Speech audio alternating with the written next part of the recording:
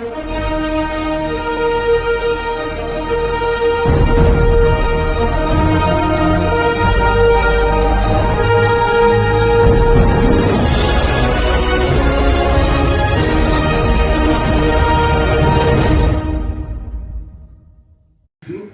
two groups, and whatsoever when we live together, there will be some incidences here and there. So we should come together and find a solution. Unless we do this, then the destruction will be beyond our imagination, and people will suffer both economically, physically, morally, even our spiritual life will be affected. So my last message is that there will not be any winner to this crisis. The sooner we realize the destruction we are about to embark upon us, the sooner we realize, the better. And the later we realize, that will be more grievous for us. So with these few words, I have to conclude my short speech. Thank you. Thank you so much, sir. And to all our esteemed panelists for your powerful and deeply important reflections today. There are moments in history when violence stops being political and becomes deeply moral. The targeting of church leaders, religious spaces, and community voices is one such event. Because pastors, elders, and spiritual leaders are not merely individuals, they are carriers of hope, healing, and strength for people living through fear and uncertainty. And to attack them is to attack the emotional and spiritual foundation of an entire community. Churches are not battlefields.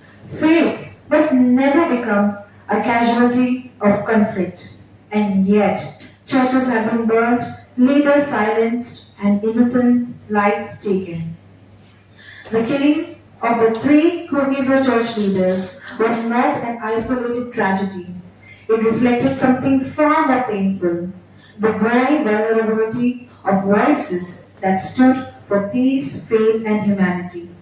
And yet, despite everything, the Kuki people continue to stand with courage, resilience, and hope. Because truth outlives terror, and resilience must never be taken for weakness.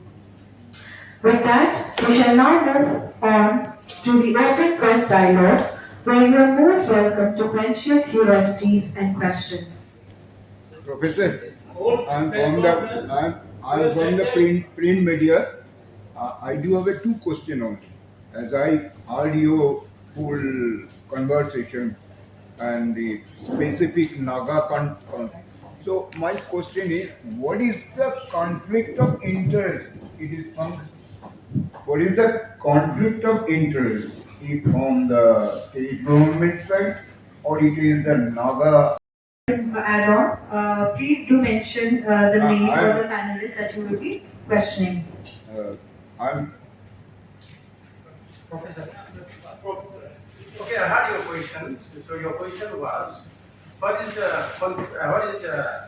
conflict of interest, or the interest in the conflict? So, whose interest is being served in the current violence? As I said, by the logic that I explained, so the tribals should come together, because tribal across everywhere, in India, across India, share certain tendencies, certain communities.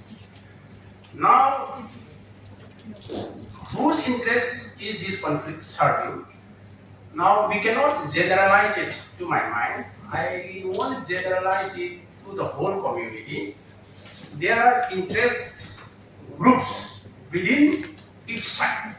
Or to put it, if the question is on the Naga side, there are certain interest groups who want to have a confrontation with their fellow Kukis, because it serves their political